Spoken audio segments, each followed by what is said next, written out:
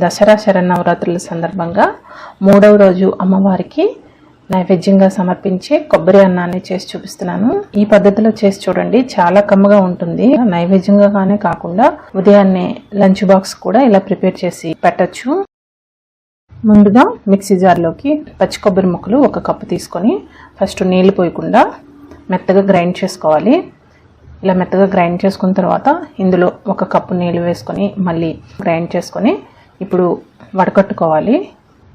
ఇలా మెత్తగా గ్రైండ్ చేసుకున్న ఈ కొబ్బరి పాలని ఇలా వడకట్టుకొని చిక్కటి కొబ్బరి పాలని తీసుకోండి. ఇలా ఒక్కసారి చేత్తో ఇలా అంటే ఎక్స్ట్రా కొబ్బరి పాలు అనేవి వచ్చేస్తాయి. ఈ చిక్కటి కొబ్బరి పాలని రెడీ చేసుకొని ఒక పక్కన పెట్టుకోవాలి. ఇప్పుడు కుక్కర్లోకి 1 గ్లాసు రైస్ తీసుకోవాలి. ఇంట్లో రెగ్యులర్గా వాడే రైస్ తీసుకుంటున్నాను. ఇప్పుడు ఈ బియ్యాన్ని 2-3 సార్లు శుభ్రంగా కడుక్కున్న తర్వాత ఇప్పుడు మనం ఏ గ్లాస్తో అయితే రైస్ తీసుకున్నాం కదా, ఈ గ్లాస్తోనే 2 గ్లాసులు కొబ్బరి పాలు వేసుకోవాలి. ఇప్పుడు ఇందులో ఒక 2 టీ స్పూన్లు నెయ్యి వేసుకొని 1 టీ స్పూన్ ఉప్పు వేసుకొని మొత్తం రైస్ని ఒకసారి కలుపుకొని కుక్కర్ మూత పెట్టి మీడియం ఫ్లేమ్లో 2 విజిల్స్ వచ్చే వరకు ఉడికించుకోవాలి. ప్రెషర్ తగ్గాక కుక్కర్ మూత ఓపెన్ చేసుకొని రైస్ని ఇలా కలుపుకుంటే మనకి ఇక్కడ పొడి పొడిగా రైస్ అనేది పర్ఫెక్ట్గా కుక్ అయింది. ఒక పక్కన చల్లారనివ్వాలి. ఇప్పుడు కడాయిలోకి ఒక 3 టీ స్పూన్లు నెయ్యి వేసుకోవాలి. నెయ్యి వేడెక్కిన తర్వాత ఇందులో ఒక 4 టేబుల్ స్పూన్ల వరకు వేరుశనగ గుళ్ళు, 1 టేబుల్ స్పూన్ పచ్చిశనగపప్పు, 1 టేబుల్ స్పూన్ మినపగుళ్ళు వేసి ఫస్ట్ లో టు మీడియం ఫ్లేమ్లో కలుపుతూ వేయించుకోవాలి. ఈ పప్పులు ఒక 50% వేగిన తర్వాత ఇందులో 1 గుప్పెడు జీడిపప్పులు, ఎండుమిరపకాయలు ఒక 2 వేసుకొని వీటిని కూడా వేయించుకోవాలి. ఒక 70% అలా వేగిన తర్వాత ఇప్పుడు ఇందులో 1 టీ స్పూన్ ఆవాలు, 1 టీ స్పూన్ జీలకర్ర వేసి వీటిని కూడా 1 నిమిషం పాటు ఫ్రై చేసుకోవాలి. ఇలా ఒక్కొక్కటిగా యాడ్ చేసుకుంటూ వేయించుకుంటే మనకి పప్పులు అనేవి పర్ఫెక్ట్గా ఫ్రై అవుతాయి. ఇప్పుడు ఇందులో ఒక 1/2 టీ స్పూన్ మిరియాలని దంచుకొని వేసుకోవాలి. పచ్చిమిర్చి ఒక 3 ఇలా చీలికలుగా కట్ చేసుకొని వేసుకోవాలి. కరివేపాకు కొద్దిగా ఒక 1/2 టీ స్పూన్ ఇంగువ వేసుకొని వీటిని కూడా బాగా వేయించుకోవాలి. మీడియం టు లో ఫ్లేమ్లో ఇలా కలుపుతూ పోపుని చక్కగా వేయించుకోండి. ఇలా పప్పులన్నీ వేగిన తర్వాత ఇప్పుడు ఇందులో తురుముకున్న పచ్చి కొబ్బరి 1/2 కప్పు వేసుకోవాలి. దీన్ని కూడా వేసుకొని కలుపుతూ వేయించుకోవాలి. ఈ పచ్చి కొబ్బరి కూడా చక్కగా పచ్చివాసన పోయేంత వరకు నేతిలో బాగా వేగాలి. అప్పుడు మనకి గుమగుమలాడుతూ మంచి అరోమా అనేది వస్తుంది. అంతవరకు వేయించుకోవాలి. ఇలా వేగింది కదా, ఈ టైంలో మనం ముందుగా ఉడికించుకున్న అన్నాన్ని వేసుకొని ఫ్లేమ్ని మీడియంలో ఉంచి కలుపుతూ 2 నిమిషాల పాటు వేయించుకుంటే కమ్మనైన కొబ్బరి అన్నం అమ్మవారికి నైవేద్యం రెడీ అయిపోతుంది. చాలా సింపుల్గా చేసుకోవచ్చు, చాలా కమ్మగా ఉంటుంది. ఈ విధంగా చేయండి కొబ్బరి అన్నాన్ని.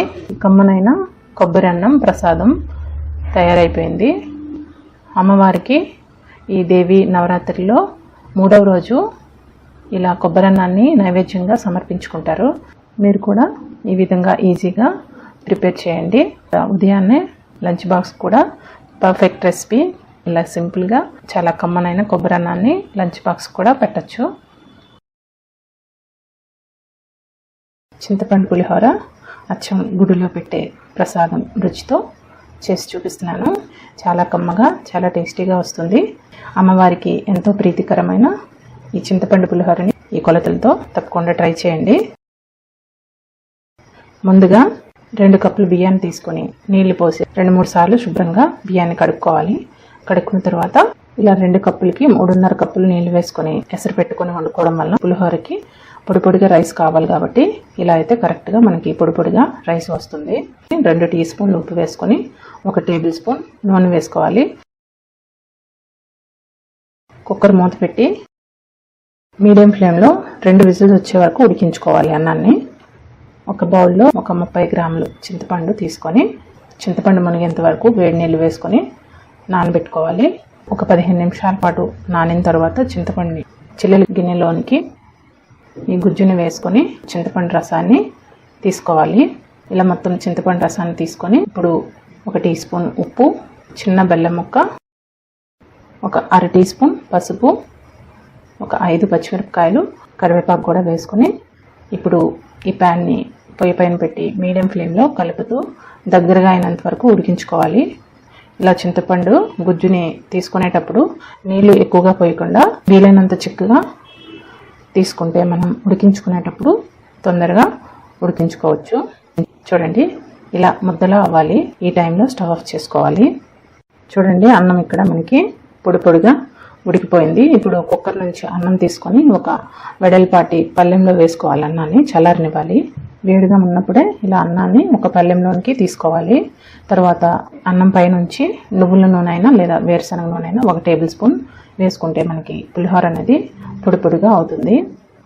ఇప్పుడు మనం ముందుగా ఉడికించుకున్న ఈ చింతపండు గుజ్జు కూడా వేసుకొని మొత్తం చేత్తో కలుపుకోవాలి. బాగా మొత్తం అన్నానికి పట్టినట్టు బాగా కలుపుకోవాలి. ఇప్పుడు పులిహోరకి పోపు పెట్టుకుందాం. ప్యాన్లో ఒక 3 టేబుల్ స్పూన్ నూనె వేసుకొని ఒక 1/2 కప్పు వేరుశనగ గుళ్ళు, 1 టేబుల్ స్పూన్ పచ్చిశనగపప్పు, 1 టేబుల్ స్పూన్ మినపగుళ్ళు వేసి ఫస్ట్ వీటిని కలుపుతూ మీడియం టు లో ఫ్లేమ్లో 50% ఫ్రై అయినంత వరకు వేయించుకోవాలి. ఇలా ఫస్ట్ వీటిని వేయించుకోవాలి, ఎందుకంటే ఇవి వేగటానికి కొంచెం టైం పడుతుంది.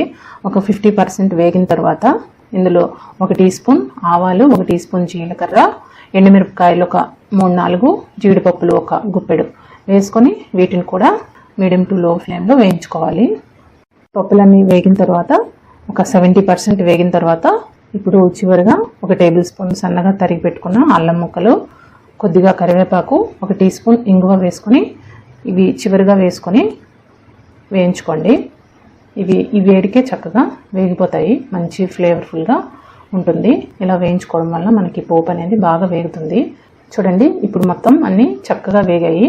ఈ టైంలో స్టవ్ ఆఫ్ చేసుకొని ఇప్పుడు ఈ అన్నంలో పోపును వేసుకొని బాగా కలుపుకోవాలి. వేడిగా ఉన్నప్పుడు ఇలా గరిటతో కలుపుకొని చల్లగా అయిన తర్వాత చక్కగా చేత్తో కలుపుకోండి. పులిహోర చేత్తో కలుపుకుంటేనే చాలా బాగుంటుంది. చాలా కమ్మగా, చాలా రుచిగా ఉంటుంది. మీరు గుళ్ళో ప్రసాదం తింటారు కదా, అదే టేస్ట్ వస్తుంది. అమ్మవారికి ఎంతో ప్రీతికరమైన పులిహోర చేసి ప్రసాదంగా పెట్టవచ్చు. ఇలా ఈ కొలతలతో చేయండి, మీకు కూడా బాగా కుదురుతుంది పులిహోర. కట్టి పొంగలి ఎలా చేయాలో చూపిస్తున్నాను. కడాయిలో 1 కప్పు పెసరపప్పు వేసుకొని లో టు మీడియం ఫ్లేమ్లో దోరగా వేయించుకోవాలి. చూడండి ఇలా మంచి కలర్ వచ్చేంత వరకు వేయించుకోవాలి. ఇప్పుడు ఈ పెసరపప్పుని ఒక గిన్నెలో వేసుకొని 1 కప్పు బియ్యం తీసుకోవాలి. బియ్యం పెసరపప్పుని నీళ్ళతో 2-3 సార్లు బాగా కడుక్కోవాలి. ఇలా కడుక్కున్న పెసరపప్పుని మీకు టైం ఉంటే ఒక అరగంట పాటు నానబెట్టుకోవచ్చు, లేదంటే వెంటనైనా చేసుకోవచ్చు. ఇప్పుడు కడాయిలో ఒక 2 టేబుల్ స్పూన్లు నెయ్యి వేసుకొని ఈ పప్పు బియ్యాన్ని మీడియం ఫ్లేమ్లో 1 నిమిషం పాటు వేయించుకోవాలి. ఇలా కలుపుతూ వేయించుకోవాలి. ఈ కప్పుతో పెసరపప్పు బియ్యం తీసుకున్నాం కదా, ఇదే కప్పుతో 6 కప్పులు నీళ్లు వేసుకోవాలి. ఇక్కడ వేడి నీళ్ళు ఒకవైపు మరగబెట్టుకొని ఈ వేడి నీళ్ళు వేసుకుంటే మనకి ఇంకా తొందరగా అయిపోతుంది. ఇక్కడ నేను కడాయిలో చేసి చూపిస్తున్నాను, మీరు కుక్కర్లో అయినా సేమ్ ప్రాసెస్తో చేసుకోవచ్చు. ఇప్పుడు ఇందులో 1/2 టీ స్పూన్ పసుపు, 2 టీ స్పూన్ల ఉప్పు, 1/2 టీ స్పూన్ మిరియాలు వేసుకొని ఒకసారి బాగా కలిపి మీడియం టు లో ఫ్లేమ్లో కుక్ చేసుకోవాలి. కొంచెం గ్యాప్ ఇచ్చి మూతను పెట్టుకుంటే పొంగకుండా ఉంటుంది. ఇలా మూత పెట్టుకొని మీడియం ఫ్లేమ్లో మెత్తగా ఉడికించుకోవాలి. చూడండి మనం ఇక్కడ వేసుకున్న వాటర్కి ఇక్కడ మరీ గట్టిగా కాకుండా మరి లూజ్గా కాకుండా ఇలా వస్తుంది. ఈ కన్సిస్టెన్సీ ఉంటే బాగుంటుంది. ఇప్పుడు పోపు పెట్టుకుందాం. ప్యాన్లో ఒక 3 టేబుల్ స్పూన్లు నెయ్యి వేసుకోవాలి. నెయ్యి కట్టి పొంగలికి ఎంత ఎక్కువ వేసుకుంటే అంత బాగుంటుంది. జీడిపప్పులు ఒక 1/2 కప్పు, ఎండుమిరపకాయలు ఒక 2, పచ్చిమిర్చి ఒక 3, జీలకర్ర 1 టీ స్పూన్, సన్నగా తరిగి పెట్టుకున్న అల్లం ముక్కలు 1 టేబుల్ స్పూన్, కరివేపాకు కొద్దిగా, ఒక 1/2 టీ స్పూన్ నల్ల మిరియాలు ఇలా దంచుకొని క్రష్ చేసుకొని వేసుకుంటే మంచి ఫ్లేవర్ అనేది వస్తుంది పొంగల్కి. చివరిగా ఒక 1/2 టీ స్పూన్ ఇంగువ వేసుకొని మీడియం టు లో ఫ్లేమ్లో దోరగా వేయించుకోవాలి. చూడండి మనకి ఇక్కడ జీడిపప్పులు, అల్లం, కరివేపాకు, పచ్చిమిర్చి అన్నీ బాగా వేగిన తర్వాత ఇలా పొంగల్లో వేసుకుంటే మనకి చాలా రుచికరమైన కట్టు పొంగలి రెడీ అయిపోతుంది. దేవీ నవరాత్రుల్లో నైవేద్యంగా కూడా పెట్టవచ్చు. ఇలా బ్రేక్ఫాస్ట్గా అయినా డిన్నర్కి అయినా చేసుకోవచ్చు. చాలా హెల్తీ. తప్పకుండా ట్రై చేయండి. అమ్మవారి ప్రసాదాల్లో ఒకటైన అల్లం గారెలు ఎలా చేయాలో చూపిస్తున్నాను. ప్రసాదంగా అయినా లేదంటే మార్నింగ్ బ్రేక్ఫాస్ట్కి అయినా మీరు ఎప్పుడు గారెలు చేసుకోవాలన్నా ఈ టిప్స్ ఫాలో అవుతూ చేయండి. మీరు మొదటిసారి గారెలు చేసినా పర్ఫెక్ట్గా చేసేస్తారు. గారె బయట క్రిస్పీగా, గారె తుంచితే లోపల స్పాంజీగా చాలా పర్ఫెక్ట్గా వస్తాయి. ఈ టిప్స్ ఫాలో అవుతూ మీరు కూడా చేసేయండి. ముందుగా ఒక బౌల్లోకి 2 కప్పులు మినపగుళ్ళు తీసుకోవాలి. నీళ్లు పోసి ఒకసారి బాగా కడుక్కొని మళ్ళీ మునిగేంత వరకు నీళ్లు పోసి 2 గంటల పాటు నానబెట్టుకోవాలి. గారెలకి 2 నుంచి 3 గంటల వరకు నానబెట్టుకుంటే సరిపోతుంది. అంతకంటే ఎక్కువ నానబెడితే గారెలు వేసేటప్పుడు నూనె పీల్చుకుంటుంది. చూడండి, ఇక్కడ 2 గంటల తర్వాత మనకి పప్పు బాగా నానింది. బాగా కడుక్కొని నీళ్ళని శుభ్రంగా వడకట్టుకొని ఒకేసారి ఎక్కువ వేయకుండా మిక్సీ జార్కి సగానికి వేసుకోవాలి. పిండి రుబ్బుకున్నప్పుడే కొద్దిగా సాల్ట్ వేసుకోవాలి. సరిపడినంత సాల్ట్ వేసుకొని చల్లటి నీళ్లు 1 టేబుల్ స్పూన్ 2 టేబుల్ స్పూన్ వరకు వేసుకొని మధ్య మధ్యలో ఆపుతూ వీలైనంత గట్టిగా రుబ్బుకోవాలి. బాగా కలుపుకోవాలి చేత్తో. 2-3 నిమిషాల పాటు చేత్తో బాగా కలుపుకోవడం వల్ల ఎయిర్ ఫామ్ అవుతుంది. దానివల్ల ఫ్లఫీగా వస్తాయి గారెలు. ఇలా కలుపుకున్న తర్వాత ఇప్పుడు ఇందులో ఒక 3 టేబుల్ స్పూన్లు సూజీ వేసుకోవాలి. మనం ఉప్మాకి వాడతాం కదా, సూజీ ఉప్మా రవ్వ, అది ఒక 3 టేబుల్ స్పూన్లు వేసుకుంటే గారెలు అనేవి పైన క్రిస్పీగా వస్తాయి. ఇలా వేసుకున్న తర్వాత మరొక 2 నిమిషాల పాటు బాగా కలుపుకోవాలి పిండిని. పిండి ఇలా గట్టిగా ఉండాలి. అప్పుడు మనకి గారెలు వేసుకోవడానికి సులువుగా ఉంటుంది.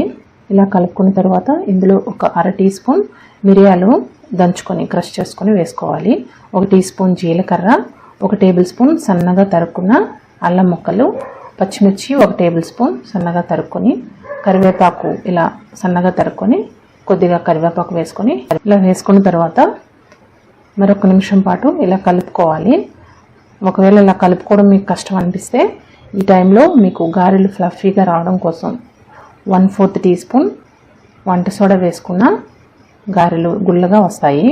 గారెలు వేసుకునే ముందు ఇలా నీళ్ళలో చేతిని తడుపుకొని గారెలకు మీరు ఎంత సైజు గారెలు వేసుకుంటారో అంత సైజు ముద్దను తీసుకొని ఇలా చేతిలో ఇలా రౌండ్ షేప్లో చేసుకొని ఇలా వేళ్ళతో మధ్యలో చిల్లిపెట్టి గారెలో ఇలా నెమ్మదిగా నూనెలో విడిచిపెట్టాలి.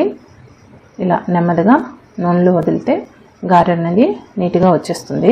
ప్రాక్టీస్ ఉంటే ఇలా చేత్తోనైనా వేసుకోవచ్చు. లేదంటే ఇప్పుడు ఇలాంటిది టీ వడపోసుకునే గరిటె ఉంటుంది కదా, దీన్ని ఇలా నీటిలో తడి చేసుకోవాలి. తడి చేసుకున్న తర్వాత నీళ్లు లేకుండా తుడిచేయాలి. ఇలా కొద్దిగా రుబ్బు తీసుకొని ఇలా గరిటె పైన పెట్టి చుట్టూ నీట్గా గారె షేప్ వచ్చేట్టు చేసుకొని మధ్యలో ఇలా చిల్లి పెట్టుకుంటే ఇలా నెమ్మదిగా నూనెలో వదిలితే గారె షేప్ వచ్చేస్తుంది. ఈ 2 విధాలుగా మీకు ఏది ఈజీ అనిపిస్తే అది చేయొచ్చు. లేదంటే ఆయిల్ కవర్ అయినా అరిటాక్ పైన అయినా కూడా వేసుకోవచ్చు. ఇప్పుడు నూనె కొంచెం రుబ్బి వేసుకొని చెక్ చేసుకొని ఒక్కొక్కటిగా ఇలా గారెను నెమ్మదిగా వేసుకోండి. నూనె మరి ఎక్కువ వేడిగా ఉండకూడదు, మీడియం హీట్లో ఉండాలి నూనె. ఇలా ఒక్కొక్కటిగా నెమ్మదిగా వదలండి. చేత్తో అయినా లేదా వడగరిటితో అయినా ఇలా నెమ్మదిగా వేసుకుంటే మీకు ఈజీగా ఉంటుంది, చేతులు కాలకుండా ఉంటుంది. ఇలా గరిటితో అయితే ఈ విధంగా మీరు ట్రై చేయండి. గారెలు వేసిన వెంటనే కదిపేయకుండా ఒక 2 నిమిషాల పాటు మీడియం ఫ్లేమ్లో వేగనివ్వాలి. 2 నిమిషాల తర్వాత మీడియం టు హై ఫ్లేమ్లో అడ్జస్ట్ చేసుకుంటూ గారెలను వేయించుకోండి. చూడండి, ఇలా మంచి కలర్ వచ్చే వరకు వేయించుకొని ఈ కలర్ వచ్చాక తీసుకుంటే సరిపోతుంది.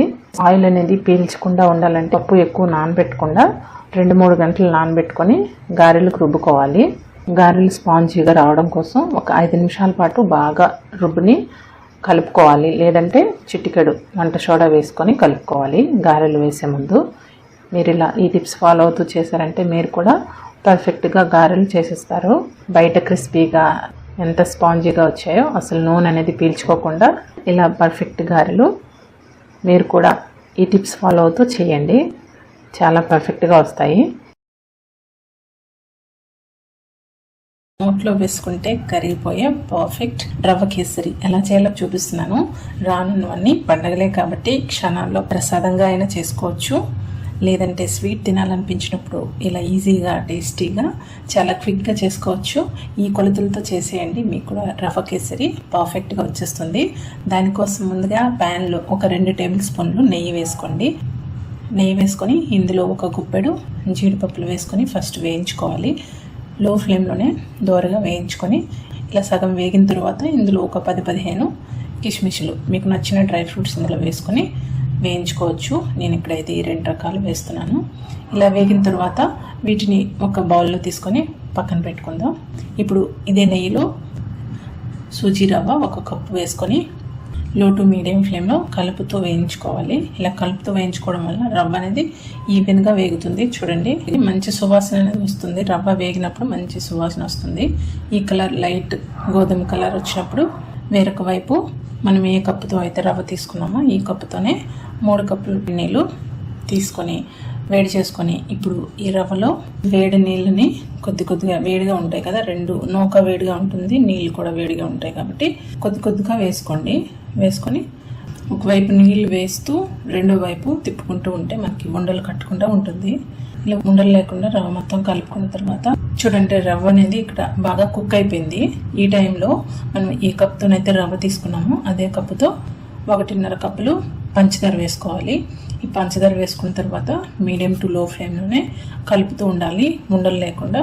చూడండి, పంచదార మొత్తం కరిగిపోయి ఇలా జారుడుగా అవుతుంది. ఈ టైంలో ఒక చిటికెడు ఫుడ్ కలర్ వేసుకోవాలి. ఫుడ్ కలర్ అనేది ఆప్షనల్ అండి, వేసుకోవచ్చు, వేసుకోకపోయినా పర్వాలేదు. తర్వాత ఒక 2 టేబుల్ స్పూన్లు నెయ్యి వేసుకోవాలి. ఈ టైంలో వేసుకొని మరొకసారి లో టు మీడియం ఫ్లేమ్లోనే మంట నుంచి బాగా కలుపుకోవాలి, బాగా కలిసేట్టు కలుపుకోవాలి. నేను ఇప్పుడు చూపిస్తున్నాను కదా కప్పు, ఈ కప్పుతో రవ్వ 1 కప్పు తీసుకుంటే 1/2 కప్పు నెయ్యి అనేది పట్టింది. 1/2 కప్పు వేసుకోవాలి నెయ్యి. ఇలా చివరిగా నెయ్యి వేసుకున్న తర్వాత మరొకసారి బాగా కలుపుకోవాలి. ఇది ఇంకా ఉడకాల్సిన అవసరం లేదు. ఈ టైంలో స్టవ్ ఆఫ్ చేసుకోవచ్చు. స్టవ్ ఆఫ్ చేసుకొని ఇందులో డ్రై ఫ్రూట్స్, మనం ముందుగా వేయించుకున్న డ్రై ఫ్రూట్స్, ఒక 1/2 టీ స్పూన్ యాలక పొడి వేసుకొని అంతా బాగా కలిసినట్టు కలుపుకోవాలి.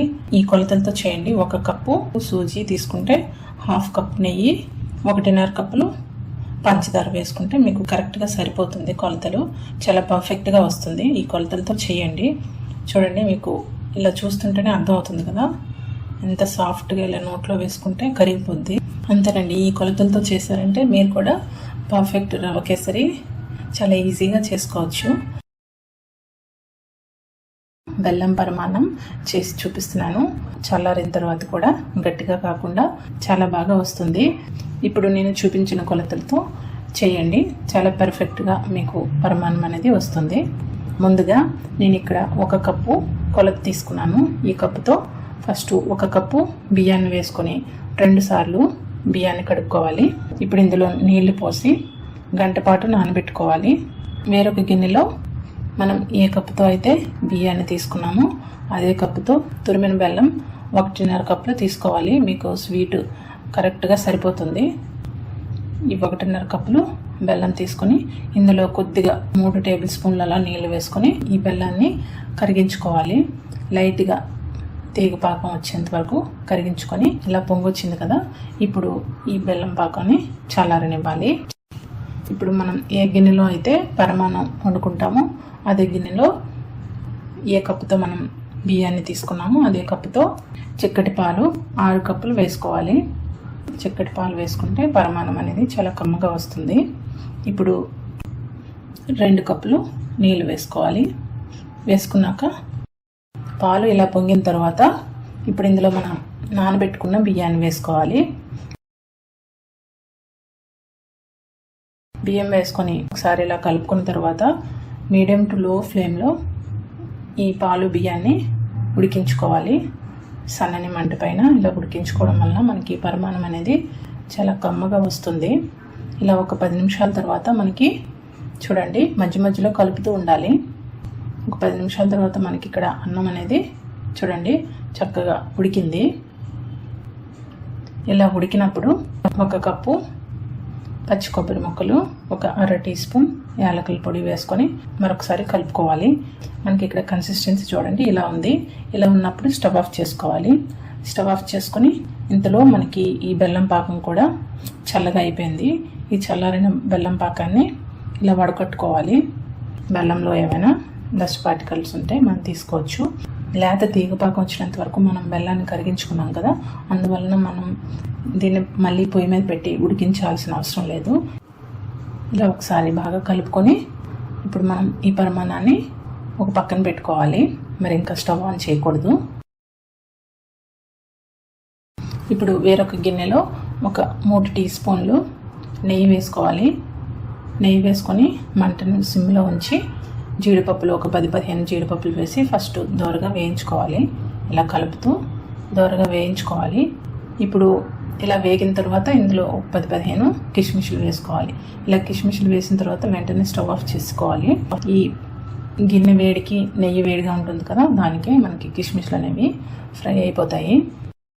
ఇప్పుడు ఇలా వేగిన ఈ డ్రై ఫ్రూట్స్ని మనం పరిమాణంలో వేసుకొని కలుపుకోవడమే. చాలా ఈజీ ప్రాసెస్లో రెడీ అయిపోయింది. ఇలా చేసుకోండి. బెల్లం పరిమాణం పాలు విరిగిపోకుండా మీకు చల్లారిన తర్వాత కూడా గట్టిపడకుండా చాలా కమ్మగా ఉంటుంది. అమ్మవారికి చాలా ప్రీతికరమైన ప్రసాదం అనేది రెడీ అయిపోయింది. తప్పకుండా ఈ ప్రాసెస్లో ట్రై చేయండి. వీడియో నచ్చితే లైక్ చేయండి, షేర్ చేయండి, సబ్స్క్రైబ్ చేయడం మర్చిపోవద్దు. Thank you so much for watching. Bye.